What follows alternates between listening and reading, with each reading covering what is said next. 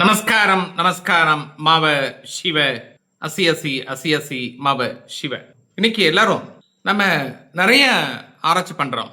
அதாவது எப்படி படிக்கணும், எப்படி படிச்சா எப்படி வேலை கிடைக்கும், எந்த வேலைக்கு போனா எவ்வளவு வருமானம் கிடைக்கும், எத்தனை வருஷத்துக்கு கிடைக்கும், இது மாதிரி இருந்தா வீடு வாங்க முடியுமா, சொத்து வாங்க முடியுமா, அல்லது தொழில் ரீதியா நம்ம போனா நல்லதா, இல்ல சொந்த தொழில் செய்யலாமா, இல்ல ஃபாதர் மதர் சம்பாரிச்சு வச்ச சொத்தை நம்ம விரிவுபடுத்தலாமா, அல்லது சும்மா உட்காந்து சாப்பிடலாமா, அப்படிங்கறத நிறைய கருத்துக்கள் இருக்கு.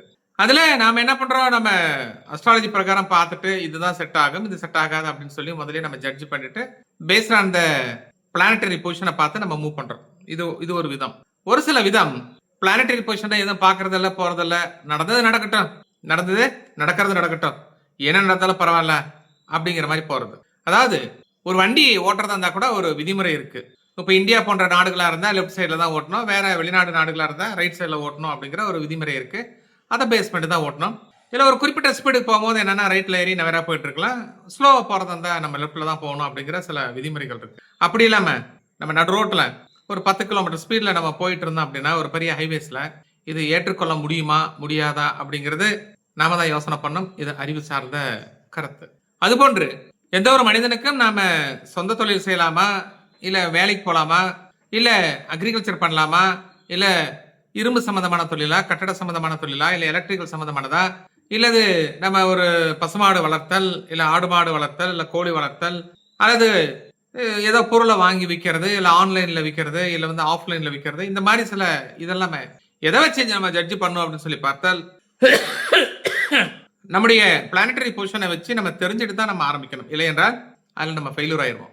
ஓகே, இதெல்லாம் செஞ்சிடறோம், தவறு இல்லை. அதுல குறிப்பா நம்ம நியூமராலஜி பிரகாரம் பேரும் வச்சுக்கிறோம், நியூமராலஜி பிரகாரமும் பேரையும் வச்சுக்கிறோம், அந்த இடமும் வாஸ்து பிரகாரமும் இருக்கு. ஆனால் ஏதோ ஒரு தவறுகள் வந்த வண்ணம் இருக்கிறது, 100க்கு 100 ஒரு வெற்றி கிடைக்க மாட்டேங்குது, 70% 80% தான் வருது, நம்ம இந்த வருஷம் இவ்வளவு டார்கெட் அச்சீவ் பண்ணலான்னு முடியல அப்படின்னு சொல்லிட்டு நிறைய பேர் நிறைய கருத்துக்கள் கூறுகிறார்கள். இந்த நிறைய பேர் நிறைய கருத்துக்களை வந்து பார்க்கும்போது அதுல ஒரு 25% தாங்கள் போடக்கூடிய சிக்னேச்சர் கையெழுத்து, that is called as signature therapy. அப்ப அந்த கையெழுத்தானது சரியான முறையில் சரியான ஆங்கிள் இருந்தா மட்டும்தான் அது ஒர்க் அவுட் ஆகும், இல்லை என்றால் ஒர்க் அவுட் ஆகாது. ஒரு சிலர் என்ன பண்ணாங்கன்னா ஒரு சர்க்கிள் போட்டு அந்த சர்க்கிள்குள்ள இருந்து ஒரு கையெழுத்து போட்டு வெளியே கொண்டு போவார். ஒரு சிலர் 8 மாதிரி போட்டு ஒரு கையெழுத்து போட்டு கொண்டு போவார். அந்த கையெழுத்து கீழே அடியில கோடு போட்டு புள்ளி வைப்பார். ஒரு சிலர் புள்ளி போட்டு ஒரு கீழே பாட்டம்ல ஒரு கோடு போட்டு 2 பக்கம் புள்ளி வைப்பார், இந்த வகுத்தல் மாதிரி. ஒரு சாரர் கையெழுத்து போட்டு கையெழுத்த மேல அப்போர்ட்ல கொண்டு போவார். ஒரு சிலர் கையெழுத்த கீழே டவுன்ல கொண்டாடுவார். ஒரு சிலர் என்னன்னு கேட்டீங்கன்னா ஆக்ஸா ஃப்ரேம் மாதிரி அப்படியே ஷார்ப்பா கையெழுத்து போடுவார்கள். ஒரு சிலர் அப்படியே சின்ன குழந்தைகளை சாக் பீஸ் கொடுத்தா கோழிய முட்டை போடுற மாதிரி போட்டு அதுல 2 சுள்ளியை போட்டு அப்படி போட்டு கொண்டு போவார், பாம்பு சிக்கல் இருக்கிறது போன்று. அப்போ எதுதான் நமக்கு சரியான கையெழுத்து அப்படிங்கறத நம்ம யோசனை பண்ணோம். இந்த ராசிகள் 12ங்கிறது தெரியும், மேஷத்துல இருந்து மீனம் வரைக்கும் இருக்கு. இந்த ஒவ்வொரு ராசிக்கும் இப்படிதான் நாம் கையெழுத்து போட வேண்டும் என்ற ஒரு வரைமுறை இருக்கின்றது. நம்முடைய 35 வருட அனுபவத்தில் நம்ம நிறைய பல ஆயிரக்கணக்கான கையெழுத்து நம்ம அனலைஸ் பண்ணியிருக்கோம். இந்த கையெழுத்து இப்படி போடப்பட்டால் இத்தனை வருடங்களுக்கு பிறகு இதுதான் நடக்கும், இப்படிதான் நடக்கும், இப்படி ஆகும், போகும், வரும் அப்படிங்கிற நம்ம ஆராய்ச்சி பண்ணியிருக்கோம்.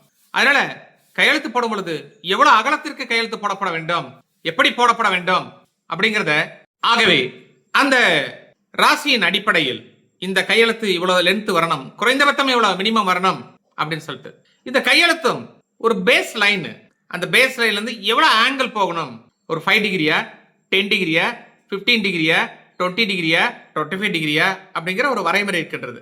அதிகபட்சம் 30 டிகிரிக்கு மேலே நம்ம கொண்டு போக கூடாது அப்படிங்கிறது ஒரு கருத்து இருக்கின்றது. ஆகவே ஒவ்வொரு ராசிக்கு தகுந்தாற் போன்று நம்முடைய கையெழுத்தை நாம் சரி செய்து கொண்டு அதற்கு தகுந்தாற் போன்று அதை நம்ம பிராக்டிஸ் பண்ணமா நம்ம லைஃப்ல ஜெயிச்சிடலாம் அப்படிங்கிற ஒரு கருத்து இருக்கின்றது. சோ உங்களுடைய கையெழுத்து எப்படி இருக்குன்னு பாருங்க. ஒருவர் ஒரு கையெழுத்துல சர்க்கிள் போட்டு உள்ள இருந்து கையெழுத்து அந்த சர்க்கிள் இருந்து கொண்டு வந்து வெளியே வருகிறாரோ, தெரிந்தோ தெரியாமலோ குடும்பத்தில் குழப்பம் ஏற்பட்டு இவர்களுக்கு இருதார யோகமாக ஏற்படுகிறது. சாதாரணமாக இருந்தாலும் என்னன்னு கேட்டா தெரிந்தோ தெரியாமலோ 2வது மனைவி வருவதற்கு வாய்ப்புகள் ஏற்படுகிறது. நல்லவரா இருப்பார், கணவரும் நல்லவரா இருப்பார், மனைவி நல்லவரா இருப்பார், 2 பேரும் அண்டர்ஸ்டாண்டிங் இருப்பார்கள். ஆனால் தெரிந்தோ தெரியாமலோ தவறுகள் ஏற்பட்டுரும். ஒண்ணு மனைவிக்கு ஒரு இருதாரமா ஏதோ ஒன்று கிடைச்சிடும், அல்லது கணவருக்கு இருதாரமா ஏதோ ஒன்று கிடைச்சிடும், அப்ப பார்க்கும் பொழுது என்ன காரணம் என்று நாம அனலைஸ் பண்ணால் இந்த கையெழுத்து இவர்களை தலையெழுத்தை மாத்துகிறது. யோசனை பாருங்க. இந்த ஹேண்ட் ரைட்டிங் தெராப்பின்னு ஒன்று இருக்கு. ஒருவருடைய கையெழுத்தை வைத்து ஏன் உங்களுக்கு எங்கேயாவது போனா அப்ளிகேஷன் போனா என்ன நினைக்கிறேன்னா right it in the own hand writing சொல்றார். தமிழா இருக்கட்டும், ஆங்கிலமாக இருக்கட்டும், இந்தியா இருக்கட்டும், ஓன் ஹேண்ட் ரைட்டிங் என்று சொல்றார். இந்த ஓன் ஹேண்ட் ரைட்டிங் எழுதும் பொழுது இந்த கையெழுத்து வெர்டிகலா இருக்கா, இல்ல லெஃப்ட் சைட் சாஞ்சிருக்கா, இல்ல ரைட் சைட் சாஞ்சிருக்கா, ஏங்கிற எழுத்து எப்படி போட்டிருக்கார், இந்த அதே மாதிரி எம்ங்கிற எழுத்து எப்படி போட்டிருக்கார், ஓங்கிற எழுத்து எப்படி போட்டிருக்கார், இசட்டுங்கிற எழுத்து எப்படி போட்டிருக்கார், இப்படி எல்லாம் பார்த்து அனலைஸ் பண்ணி இவர்கள் இது போன்ற தவறுகள் செய்கிறார்கள். ஒரு சிபிஐ டிபார்ட்மெண்ட்ல நிறைய இன்ஃபர்மேஷன் டெக்னாலஜி இதுல பூரா பாத்தீங்கன்னா இன்ஃபர்மேஷன் இதுல அவங்க வந்து ஒரு அனலைஸ் பண்ணி வச்சிருக்காங்க. பல வருடங்களாக அனலைஸ் பண்ணி இது போன்று இருந்தால் இவர்கள் இப்படிதான் இருப்பார்கள் சொல்லிட்டு ஒரு கெஸ் பண்றார்கள். அந்த கெஸ்ஸிங்கு 100க்கு ஒரு 60-70% கரெக்டாக இருக்கு அப்படின்னு சொல்லிட்டு வெளிநாட்டுல ப்ரூவ் பண்றார்கள். அப்போ நம்முடைய எண்ணங்களும் செயல்களும் அந்த கையெழுத்துல காமிச்சிரும். நாம் என்ன எண்ணங்கள் இருக்கோ அந்த எண்ணத்திற்கு தகுந்தார் போன்ற அந்த எழுத்துக்கள் மாறும் அப்படிங்கிற உண்மை இருக்கு. அப்போ நாம் அதுல இருந்து கொஞ்சம் மாற்றம் கொடுக்கப்பட வேண்டும். அப்போ நம்ம சிக்னேச்சர் போடும் பொழுது கரெக்டா எவ்வளவு விடுதலை போடணும், என்ன இது அப்படிங்கிற ஒரு வரைமுறை இருக்கு. உங்களுக்கு இந்த சிக்னேச்சரை பத்தி நீங்க உங்க கையெழுத்துல வெரிஃபை பண்ணிக்கணும், தெரிஞ்சுக்கணும் அப்படின்னா கண்டிப்பா நீங்க எங்களை கான்டாக்ட் பண்ணலாம். எவ்வளவு அகலத்துல நீங்க கையெழுத்து போடணும், எவ்வளவு ஆங்கிள் போடணும், எப்படி எப்படிலாம் போடணும், இனிஷியல் முன்னாடி போடணுமா, பின்பக்கம் போடணுமா, இனிஷியல சேர்த்தி போடணுமா, சேர்த்தாம போடக்கூடாதா, இது போன்ற கருத்துக்கள் நிறைய நாங்க கொடுக்குறோம். புதன்கிழமை ஈவினிங் வந்து பாத்தீங்கன்னா 7 o'clockல ஜூம் மீட் இருக்கு. அந்த ஜூம் மீட்ல 1 hour செஷன் இருக்கு. அந்த செஷன்ல என்ன நம்ம பேச போறோம் அப்படின்னு சொல்லி பார்த்தால் அந்த கிளாஸ்ல ஒரு முக்கியமான காரியங்கள் போகும்போது எதெல்லாம் நம்ம தவிர்க்கப்பட வேண்டும், எதெல்லாம் வந்து நம்ம ஒமிட் பண்ணணும், எதெல்லாம் வந்து நம்ம ஒமிட் பண்ணிட்டு போனா நமக்கு சக்சஸ் கிடைக்கும். ஒரு கல்யாணத்துக்கு போறதா இருந்தாலும் சரி, இல்ல கல்யாண காரியமா இருந்தாலும் சரி, நில வாங்கும் போது நம்ம எதை தான் பார்க்கணும் பார்க்கக்கூடாது, இல்ல பொண்ணு பார்க்கும் போது அல்லது மாப்பிள்ளை பார்க்கும் போது எதெல்லாம் பார்க்கணும் பார்க்கக்கூடாது, ஒரு கோயிலுக்கு போகும்போது எதெல்லாம் செய்யணும் செய்யக்கூடாது, கோயிலுக்கு போகும்போது முதல்ல வந்து நம்ம டீசல் அடிக்கலாமா அடிக்கக்கூடாதா கார்ல. ஒரு சிலர் கோயிலுக்கு போகும்போது எனக்கு என்ன போயிட்டே இருக்கும்போது வீட்டுல இருந்து 1 கிலோமீட்டர் கூட போக மாட்டாங்க, டீசலை ஃபுல் பண்ணுவாங்க. ஸோ இது ரொம்ப தவறான காரியம். அப்ப போற வழியில என்னன்னா சில தடங்கள் ஏற்படுறதுக்கு வாய்ப்புகள் உண்டு. அதை முன்னாடியே நம்ம டீசல் அடிச்சு வச்சுக்கணும். இது போன்று நிறைய சில கருத்துக்கள் பேசணும். ஸோ அதுக்கு வந்து என்னன்னு கேட்டீங்கன்னா 1000 rupees வரும். ஆனால் அந்த கருத்துக்கள் உங்களுக்கு பல 1000 போட்டால் கூட அந்த கருத்துக்கள் உங்களுக்கு கிடைக்காது. எங்களுடைய 35 வருட அனுபவத்தை உங்களோட நாங்கள் ஷேர் பண்றோம். அதனால இந்த கல்யாணத்துக்கு போறது வர்றது, வண்டி வாங்குறது, நிலம் வாங்குறதுக்கு போகும்போது என்னென்ன செய்யணும் என்ன செய்யக்கூடாதுன்னு சொல்லிட்டு நிறைய பாராமீட்டர் நம்ம பேசுறோம். கண்டிப்பா நீங்க தேவைன்னா 9944439027 இந்த நம்பர்ல கான்டாக்ட் பண்ணி முன்னாடி பிரியரா நீங்க ஜூம் மீட்ல நீங்க ஜாயின் பண்ணிக்கலாம், தவறுதும் இல்லை. அடுத்தது பாத்தீங்கன்னா வியாழக்கிழமை 5/3/2026 அன்று சேலம்ல வந்து கன்சல்டிங் இருக்கு, டைரக்ட் கன்சல்டிங் இருக்கு. நீங்க வாசு சம்பந்தமான கருத்துக்கள் பேசுறது இருந்தாலும் சரி, இல்ல வாசு சம்பந்தமான பிளான் ஏதாவது வேணுனாலும் சரி, அல்லது நியூமராலஜி பிரகாரம் குழந்தைங்களுக்கு பேர் வைக்கிறது, கம்பெனி நேமு, லோகோஸ், அல்லது சிக்னேச்சர் தெராப்பி சம்பந்தமானது பேசுறதா இருந்தா கண்டிப்பா அப்பாயின்மெண்ட் வாங்கிக்கலாம். அதுக்கும் 9944439027 இந்த நம்பரை நீங்க கான்டாக்ட் பண்ணுங்க. கண்டிப்பா உங்களுக்கு ரொம்ப ரொம்ப நல்லா இருக்கும். எங்களோட சேனலை வந்து நீங்க சப்ஸ்கிரைப் பண்ணி வச்சுக்கோங்க. உங்களுக்கு ரொம்ப யூஸ்ஃபுல்லான கருத்துக்கள் வந்துகிட்டே இருக்கும். அது மட்டும் இல்லாமல் இந்த 9944439027 இந்த நம்பர்ல நீங்க ப்ராட்காஸ்ட்ல நீங்க சேர்ந்துட்டீங்கன்னா ஆட்டோமேட்டிக்கா முக்கியமா என்னென்ன நல்ல கருத்துக்கள் இருக்கோ அந்த கருத்துக்கள் மட்டும்தான் நாங்க உங்களுக்கு அனுப்புவோம். அன்வான்ட் மெசேஜ் எதுவுமே வரவே வராது. எல்லா ரகசியங்கள் காப்பாற்றப்படும். இப்போ உங்ககிட்ட ஒரு கருத்துக்கள் பேசுறோம் அப்படின்னா 200% அது உங்களோட மட்டும்தான் இருக்கும், உங்களுக்கும் எங்களுக்கு மட்டும்தான் இருக்கும்.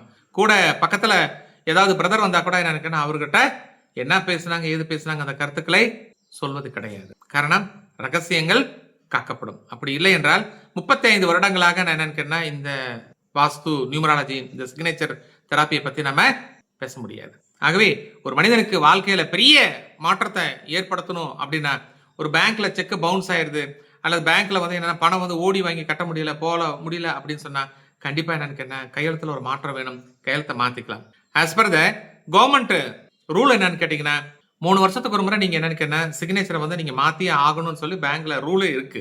ஆகவே நீங்க போயிட்டு மேனேஜர் ரிக்வஸ்ட் பண்ணிட்டு உங்க சிக்னேச்சர் சரியில்லை அப்படின்னா சார் நான் இந்த மாதிரி சிக்னேச்சர் போடலான் இருக்கேன்னு சொல்லிட்டு நீங்க சிக்னேச்சரை மாத்திக்கலாம். ரிக்வஸ்ட் லெட்டர் கொடுத்துட்டீங்கன்னா மாத்திக்கலாம், தவறுதும் இல்லை. சார் என்ன சார் டாக்குமெண்ட்ல வேற சிக்னேச்சர் இருக்கு, அப்படி இருக்கு இப்படி இருக்கு அப்படின்னு சொன்னா அந்த சிக்னேச்சர் வந்து என்னன்னு அடுத்த டாக்குமெண்ட் நீங்க சேல் பண்ணும் போதோ வேற ஏதாவது பண்ணும் போதோ அதே மாதிரி அந்த சிக்னேச்சர் போட்டு அதோட முடிச்சுக்கோங்க. புதுசா வாங்கும் போது புது சிக்னேச்சர் போட்டுக்கலாம், தவறுதும் இல்லை.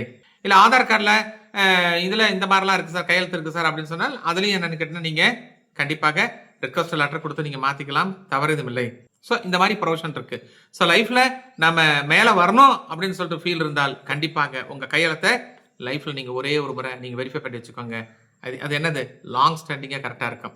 எப்படி நம்ம கரண்ட் எடுக்கும் போதே ஒரு 3 ஃபேஸ் லைன் நல்ல லைன்ல நம்ம எடுத்துட்டோம் அப்படின்னா லைஃப் லாங் ப்ராப்ளம் இல்லாம லைஃப் ஓடிட்டே இருக்கும். அது லோ வோல்டேஜ் இருக்கிற இடத்துல நம்ம 3 ஃபேஸ் லைன் எடுக்கப்பட்டால் கண்டிப்பாக என்ன ஆகுது, எப்ப பார்த்தாலும் எனக்கு என்ன ப்ராப்ளம் வந்துட்டு தான் இருக்கும். அதனால முடிஞ்ச வரைக்கும் உங்களுடைய சிக்னேச்சரை, கையெழுத்தை நீங்க மாத்தி கரெக்டா எப்படி நம்ம ராசிக்கு எப்படி இருக்கணும், நம்ம டேட் ஆஃப் பர்த்துக்கு எப்படி இருக்கணும்னு பார்த்து அதுக்கு தகுந்த மாதிரி இருக்கோங்க. ரொம்ப ரொம்ப நல்லா இருக்கும். உங்களுக்கு அந்த சர்வீஸ் வேணும்னா எங்களை கான்டாக்ட் பண்ணுங்க. நாங்க கண்டிப்பா உங்களுக்கு கைட் பண்றோம். 200% சக்சஸ். டன். நன்றி.